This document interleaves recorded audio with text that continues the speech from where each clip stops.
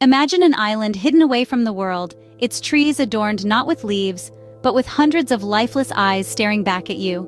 Welcome to the island of dolls, nestled in the canals of Xochimilco, Mexico.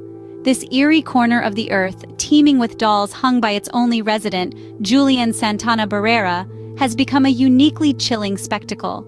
It's not your typical tourist spot, yet it lures the curious and the brave.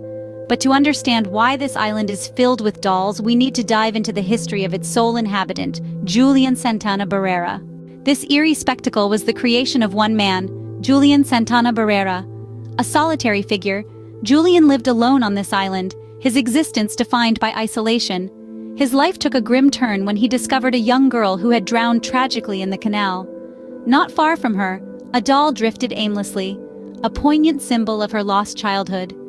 Julian, moved by the tragic event, hung the doll on a tree as a mark of respect. Yet the girl's death haunted him. He felt a persistent unease, a sense that her spirit was not at peace. To appease her troubled spirit, he began hanging more dolls, transforming the island into a haunting tableau.